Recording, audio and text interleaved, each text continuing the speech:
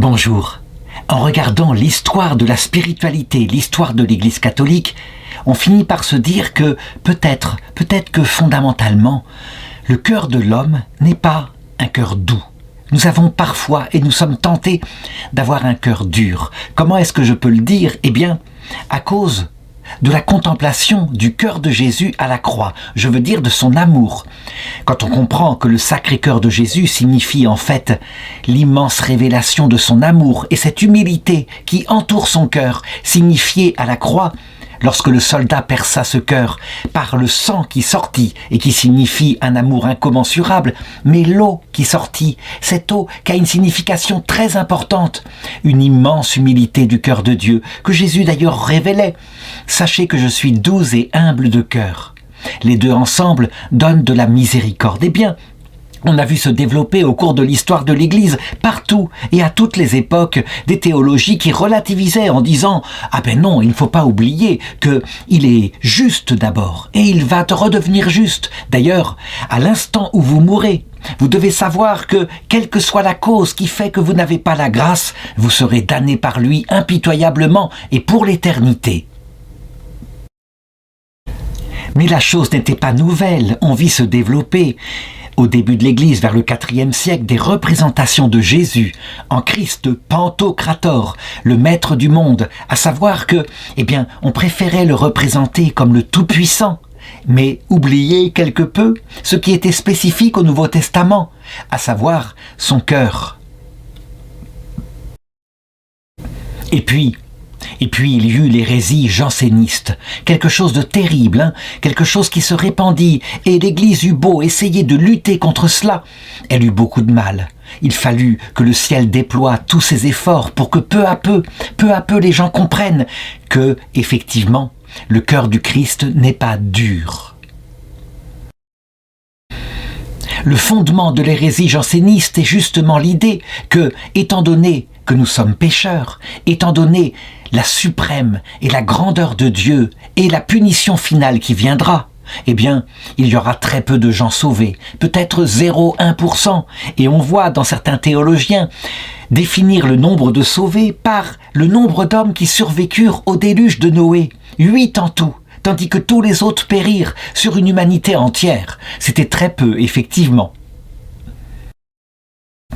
Le Christ des jansénistes est représenté crucifié avec les bras très très droits comme ça pour montrer l'étroitesse du passage qui mène au paradis. Comme si Dieu ne pouvait pas rattraper ensuite les pauvres pécheurs, ne serait-ce que par ce lieu absolument essentiel en théologie qu'on appelle le purgatoire. Je voudrais raconter dans cette vidéo la vie et l'œuvre de la bienheureuse Klara Ludmila Chesna. Et c'est une petite religieuse polonaise qui véritablement fut mise toute sa vie par divers événements devant le Sacré-Cœur de Jésus, au point qu'elle fonda, avec un saint évêque de Pologne, elle fonda une communauté dont le but était justement de répandre la dévotion au Sacré-Cœur, c'est-à-dire à l'amour miséricordieux de Jésus. Elle mourut, c'est très étonnant, en 1916 et, après, le Seigneur multiplia les armes pour répandre l'amour de son Sacré-Cœur, en particulier avec Sainte Faustine, que les évêques polonais souhaiteraient bien voir déclarer un jour docteur de l'Église. C'est elle qui répandit l'image qui est représentée derrière moi du Sacré-Cœur de Jésus, avec 2 rayons qui sortent de son cœur, un rayon blanc symbolisant l'eau, l'humilité, un rayon rouge symbolisant la ferveur de son amour. Alors, pour cela, commençons par son enfance. Elle s'appelait dans le siècle, au moment de son baptême en 1863, Ludwika Chesna, et elle est née le 18 juillet 1863 dans le diocèse de Płock, en Pologne. Pologne qui avait disparu. Il faut savoir qu'à cette époque-là, et depuis la chute de l'Empire napoléonien, la Pologne restait un pays dominé par d'autres pays, et en particulier par son grand voisin de l'Est, la Russie tsariste, la Russie orthodoxe, qui, par des méthodes de domination, essayait de convertir la Pologne à l'orthodoxie, donc la séparer en particulier du pape de Rome, changer sa liturgie et luttait avec très grande dureté, luttait contre tous ceux qui répandaient la foi catholique. La Pologne héroïquement essayait de demeurer fidèle non seulement à l'amour de sa langue, mais aussi à l'amour de sa foi catholique dans l'union au siège apostolique de Rome.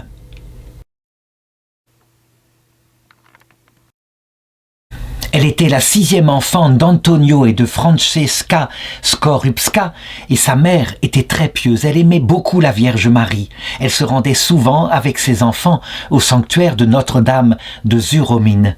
Et malheureusement, très tôt, lorsque sa mère mourut, alors Clara fut vraiment bouleversée et à partir de ce moment-là, non seulement elle garda le souvenir absolu de ce que sa maman lui avait communiqué, l'amour de la Sainte Vierge, elle se rendit au sanctuaire périodiquement, mais aussi elle décida de confier toute son âme à la Mère de Dieu et puisqu'elle n'avait plus de maman sur terre, eh bien de faire que la Vierge Marie devienne sa maman au ciel.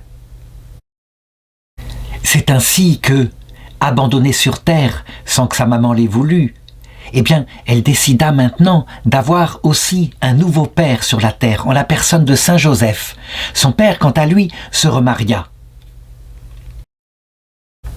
C'était un homme organisé qui avait des projets pour ses enfants et alors qu'elle avait atteint l'âge de 17 ans, il résolut de lui annoncer qu'il avait décidé de la marier. Alors, ni une ni deux, connaissant son caractère, c'était un père solide, un père qui savait ce qu'il voulait. Elle s'enfuit tout simplement de sa maison. Elle se cacha chez des parents de sa famille à Mlava. Et là, eh bien, parce qu'elle était bien obligée de gagner sa vie, elle prit sans doute, mais elle est très discrète là-dessus, un métier de couturière. C'était une façon de gagner sa vie après tout. Quand j'ai dit qu'elle se mit à fuir le mariage, je veux dire qu'elle fuyait aussi le mariage en soi. Le désir de son cœur était de se consacrer à Dieu, c'est bien évident. Et à partir de ce moment-là, et pendant quelques années, elle réfléchit à la meilleure façon de se consacrer à Dieu, dans une Pologne où il n'y avait plus de communauté religieuse catholique qui est pignon sur rue. C'était absolument impossible. La police des Russes surveillait les choses et si on prenait une personne qui répandait la religion d'une façon ou d'une autre, elle était souvent déportée dans une autre ville, elle ne pouvait pas continuer son apostolat.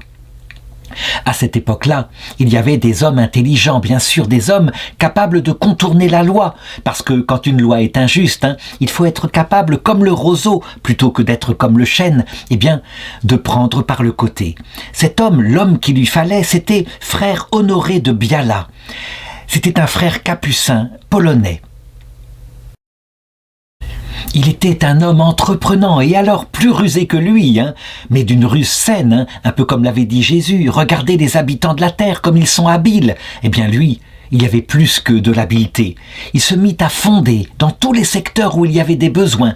Dès qu'il voyait un besoin, il fondait une communauté, selon toutes les orientations de l'Église catholique, communauté contemplative, communauté apostolique, communauté dédiée aux hôpitaux, communauté dédiée à l'éducation des jeunes. Bref, il n'arrêtait pas de fonder. On pense qu'il a fondé une dizaine de communautés. Toujours est-il que toutes ces religieuses, c'était des religieuses particulièrement, mais parfois aussi des religieux, ne portaient pas un costume religieux, elles étaient habillées en civil et elles devaient travailler, avoir une vie comme si elles étaient de simples ouvrières, alors qu'elles étaient consacrées à Dieu.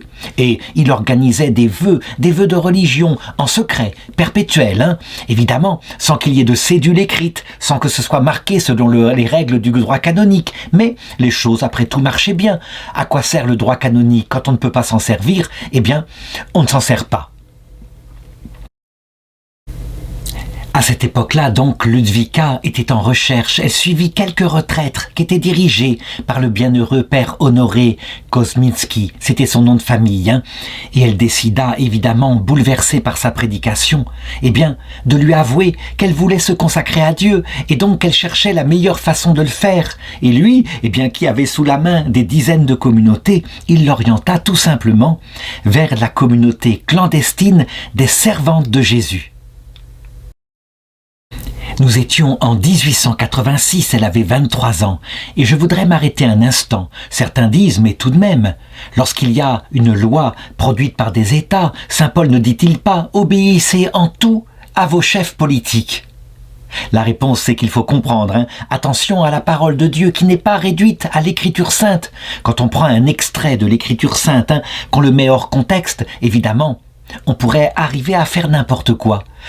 Il faut obéir aux lois civiles dans le domaine où elles sont compétentes. Donc, par exemple, si une route est goudronnée à un endroit, eh bien, la route est goudronnée à un endroit. On peut évidemment protester si un terrain est saisi injustement, mais on doit ensuite passer par des moyens légaux.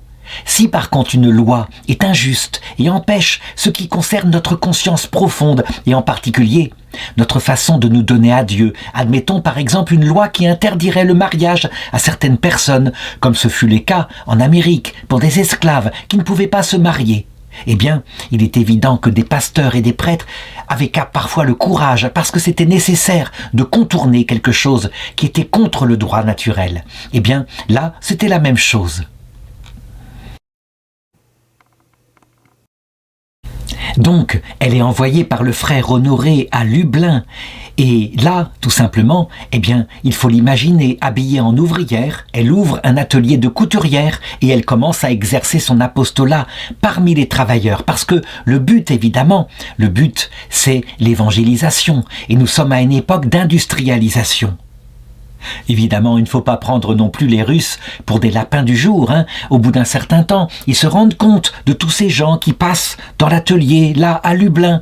Et manifestement, ils se voient bien que c'est une couverture, qu'il s'agit de favoriser le catholicisme, que ces dames sont très pieuses, les fameuses couturières, là, et que certes, elles travaillent, mais qu'il y a une autre finalité. Et donc, à un moment donné, la police descend.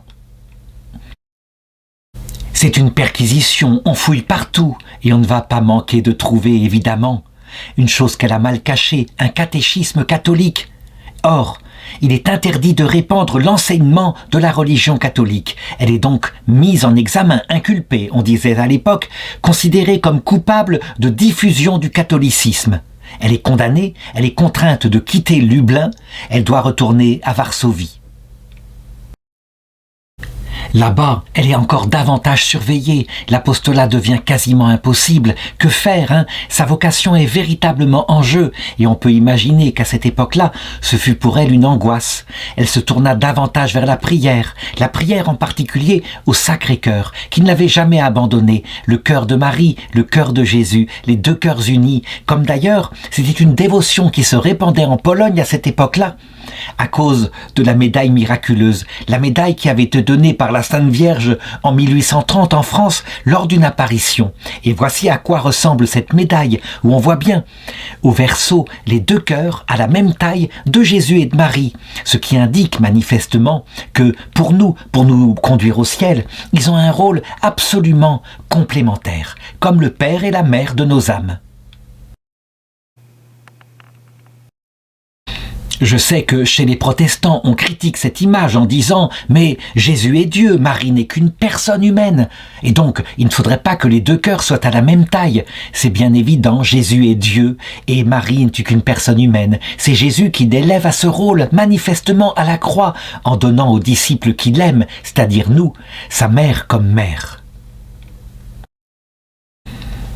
Le Seigneur ne va pas l'abandonner. Une personne si entreprenante, évidemment, ne peut pas rester comme cela en dehors de sa vocation. Et donc, c'est à cette époque-là qu'elle va rencontrer à Varsovie le père Joseph Sebastian Pelsar. C'est un prêtre qui sera canonisé par la suite, par l'Église. Il deviendra plus tard le modèle des évêques catholiques et le père spirituel de la nation polonaise. Il était né en 1842, il mourra en 1924, donc bien après la bienheureuse Clara Ludmila.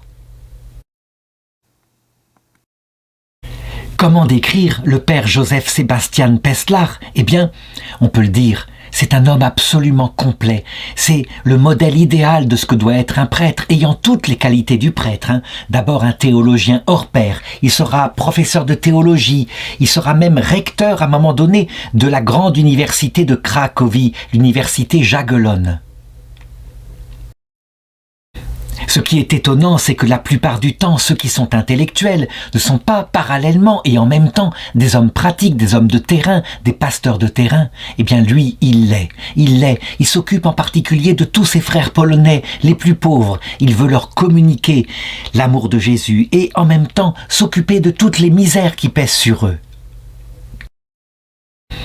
Sa devise, eh bien, elle a été reprise par la suite par le saint pape Jean-Paul II au XXe siècle. Sa devise était « Tout pour le très saint cœur de Jésus à travers les mains immaculées de la très sainte Vierge Marie ».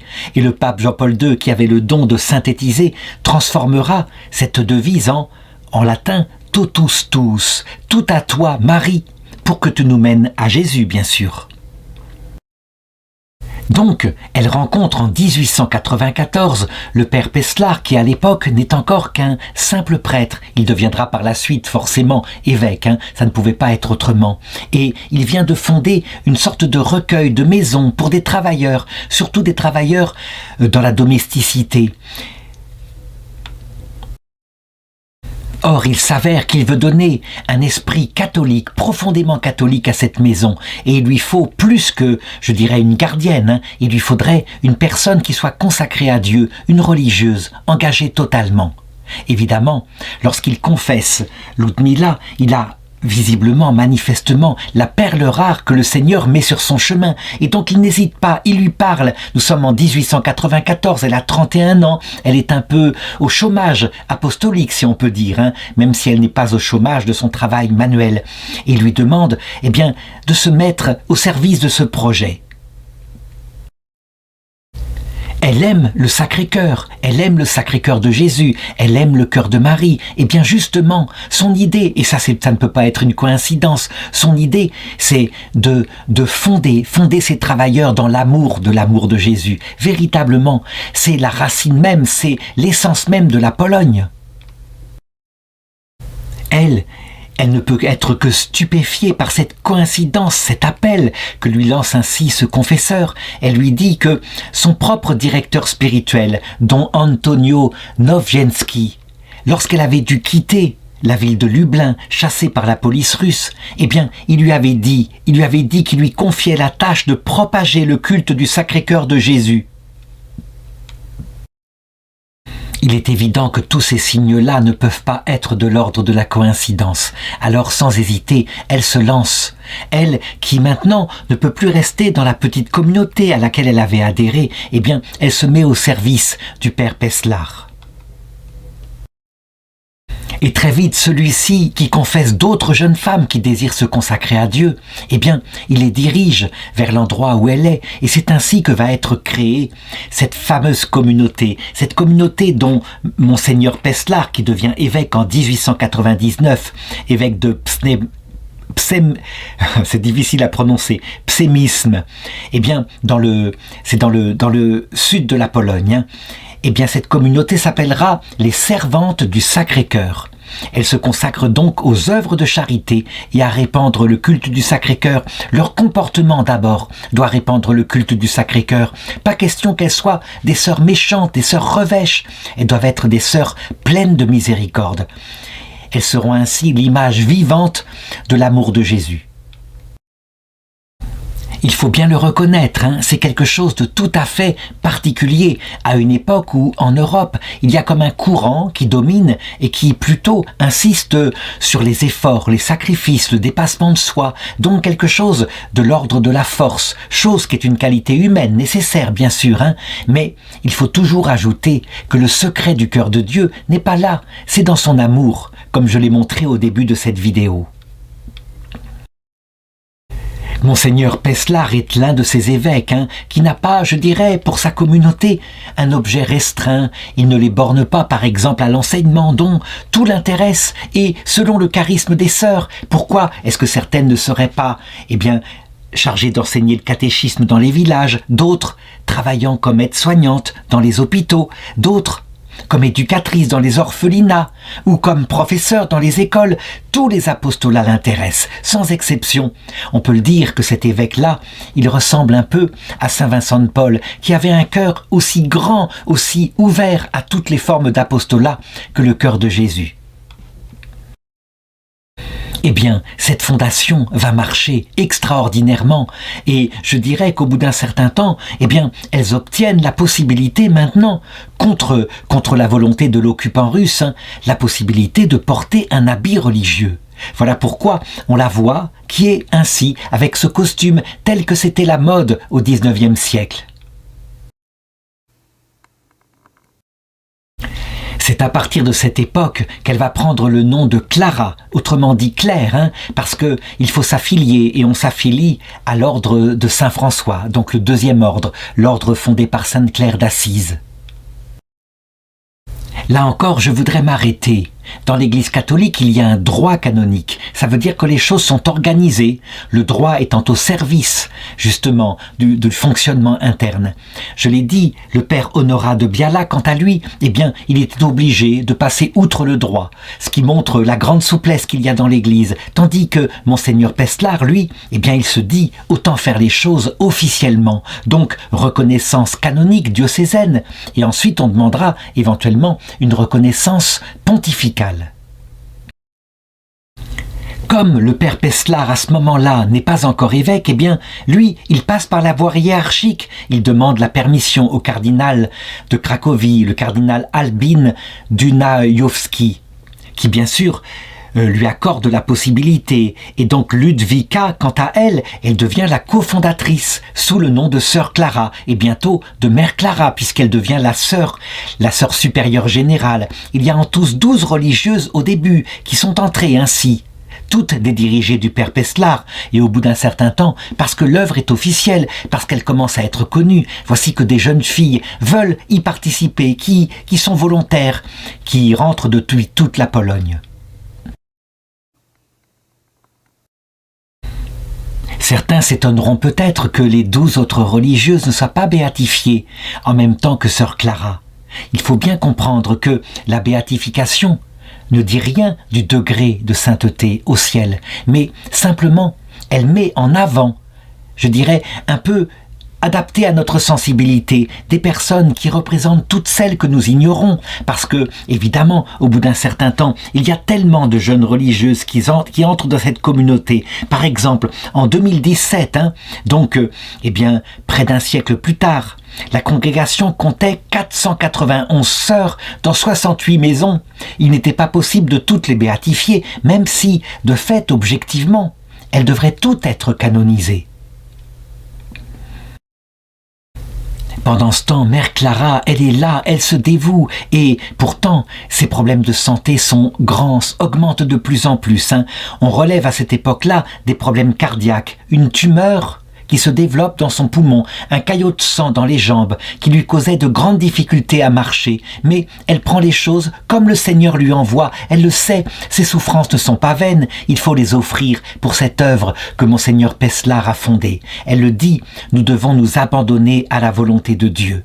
Elle reste donc toujours rayonnante, heureuse, et jamais les douleurs qu'elle souffre ne se répercuteront, par exemple, sur les malades dont parfois elle s'occupe, ou sur les enfants, parce qu'elle visite les diverses maisons qu'il faut fonder, à droite et à gauche. Il faut être symbole de rayonnement et de miséricorde. En particulier, elle se découvre à cette époque-là un don pour l'enseignement de la catéchèse, il va sans dire, et elle le donne, cet enseignement, à des soldats, mais aussi à ses religieuses, qu'elle forme à la vie religieuse. Et les gens sont stupéfaits, parce que le discours qui sort de sa bouche semble porté par le Seigneur, il rayonne d'amour. Alors ici, je sais que certains diront, mais et l'ascèse, et l'effort sur soi, et les sacrifices qu'on doit offrir, les jeûnes et tout cela, la miséricorde, est-ce que ce n'est pas insister trop d'un côté et oublier l'autre pôle de la spiritualité? Eh bien, je répondrai qu'elle ne l'oubliait pas, mais que l'ascèse principale à cette période-là, c'était de se dévouer, en se levant le matin dans son devoir d'État, être en forme pour être auprès des enfants ou des malades et être toujours rayonnant, ne pas être trop sévère. On le sait, La spiritualité chrétienne est toujours à part deux vertus qui collaborent ensemble pour s'équilibrer. Si on exalte trop une vertu, ne serait-ce que la miséricorde, en oubliant que parfois, ne serait-ce que pour les enfants, il faut être sévère, et s'il arrive parfois qu'un malade se montre trop exigeant ou entreprenant, par exemple, n'hésite pas à lancer des mots salaces à une religieuse qui s'occupe de lui, il faut être capable de le gronder. Mais c'est une question d'équilibre. Si on est trop sévère, au point que toute tendresse disparaît, ça ne va pas, ce n'est pas le modèle du Christ non plus. Bref, on peut dire que rien n'est dépassé, la nature humaine est manifestée clairement par cet ancien schéma que je montre souvent, qui vient de l'ancienne sagesse des taoïstes, donc un autre monde, mais qui me semble-t-il est tout à fait le symbole de cette complémentarité non seulement entre Jésus et Marie, entre l'homme et la femme, mais aussi entre la douceur, la miséricorde, le Sacré-Cœur de Jésus et l'autorité de Jésus. Eh bien, on peut dire qu'elle va en être le témoin.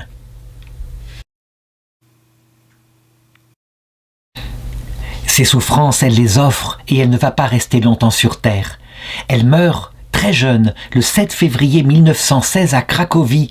Elle n'a que 53 ans. Et elle laisse derrière elle le souvenir auprès de ses sœurs d'une mère véritablement comme on souhaiterait tous en avoir, une mère. On aurait donné sa vie pour elle, on l'aurait suivie partout, disaient ces religieuses. Son procès en béatification commencera très vite et on pourrait penser que le pape Jean-Paul II, qui n'hésitait pas à accélérer ce genre de procédure, c'est lui qui l'a béatifiée. Eh bien non, ce n'est pas lui. Elle fut béatifiée en 2015 et donc c'est le pape François qui n'alla pas la béatifier lui-même, mais qui se fit représenter par le cardinal Angelo Amato. Elle fut béatifiée dans la ville même où elle avait réalisé son apostolat, Cracovie. La béatification, il faut se souvenir, ce n'est pas encore un culte donné pour l'Église universelle, mais qui est autorisé sur les lieux où on est habituellement vénéré. Et donc, Cracovie ne l'avait jamais oublié.